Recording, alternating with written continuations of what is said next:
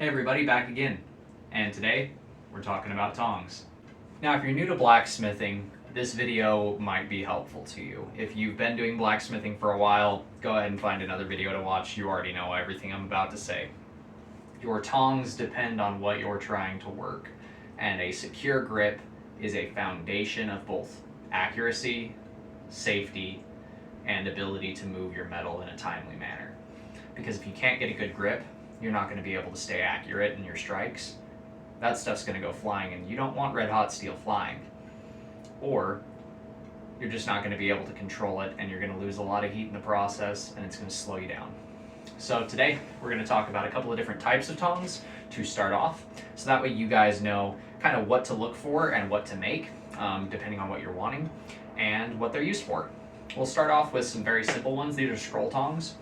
So what these are for is for bending and twisting your material. Let's say you're trying to make a scroll, such as this here.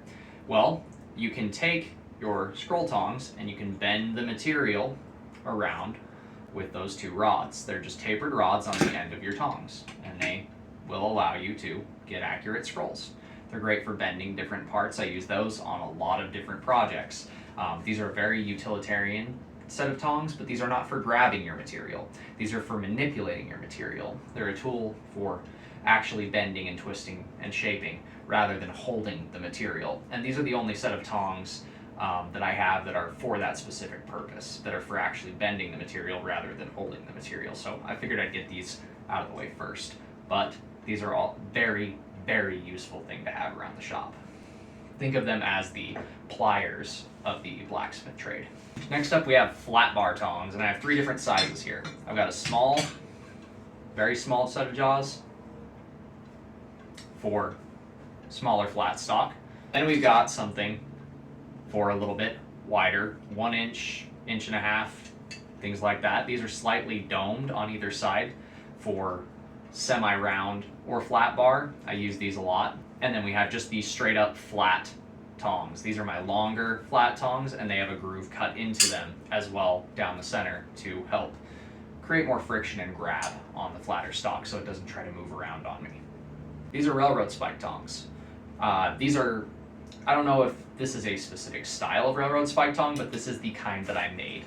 They have a tab on the bottom jaw that juts out, and I'll show you what that's for. When you have a railroad spike head, you need to be able to grab it and ensure it's not going to wiggle around. So this section grabs the back of the railroad spike square, and it grabs up under the collar here to ensure that that railroad spike stays solidly in place.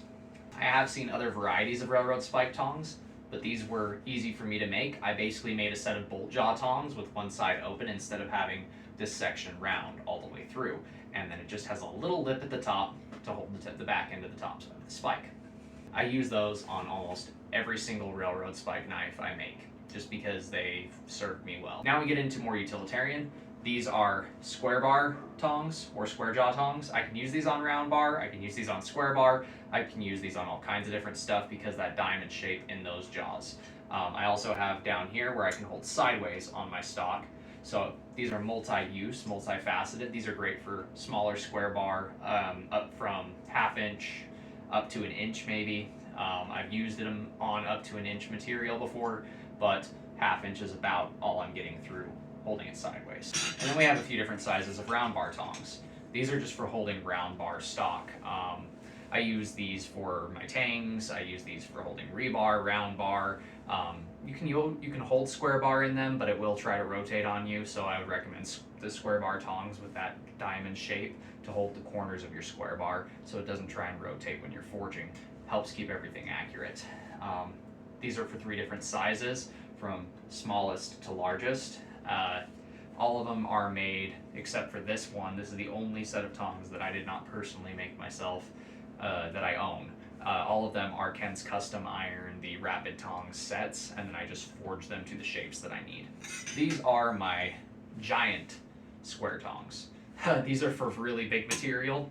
I use them for holding jackhammer bit and other things like that that are just very thick, heavy stock. These are a specialty size for me, so I don't think you'll need these if you're just getting into blacksmithing. Like I said, depending on what you're working is the type of tongs you're going to want to make. Tongs should be some of your first projects, in my opinion, because they teach you how to create rivets, they teach you how to manipulate the material, and they give you good practice, and you're creating a tool that you can use in the future, and you can always look back on and learn from in the process. Like, this is one of the first sets of tongs that I made, and this is one of the more recent sets of tongs that I made, and you can see the improvements that I made on them, the cleanliness of the reins and all that other stuff. And then these are what I would recommend if you're getting into knife making. These are knife making tongs. They hold a flat bar on all four sides, so you have a very good control over that thinner material. I use these all the time once I've gotten a blade that is a full tang blade, especially down to a rough profile when I'm doing the fine tuning work, because this doesn't allow it to move around much while I'm working it. And then another set of tongs you're going to want in the shop are drop tongs. These are very useful. They're called drop tongs for when you drop stuff.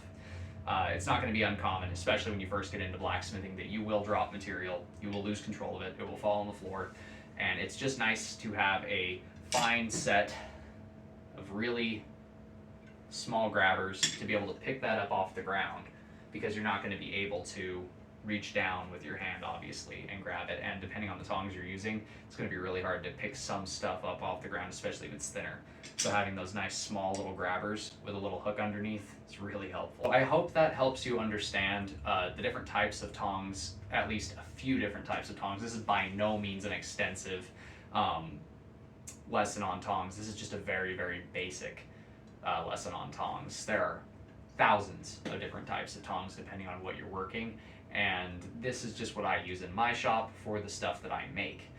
You're going to need different ones depending on what materials you start with and what you make specifically, so I highly recommend doing more research onto the subject. I just wanted to give a basic understanding of some of the stuff that I use in the shop for anyone who watches my videos who's new to the trade or new to just smithing in general or wants to try it out, so they know if I want to forge round bar, I need round bar tongs. If I want to forge railroad spikes, I should probably make some of the railroad spike tongs. But by no means do you need them, you just need a secure grip. And your tongs, as long as they're comfortable and as long as they're safe to use and they're sturdy, that's all that should matter. They might be ugly, but as long as they work, they work. That's the beginning portion of it. You're going to make a lot of ugly projects at the beginning, and that's just part of the learning curve as you pick up hammer control.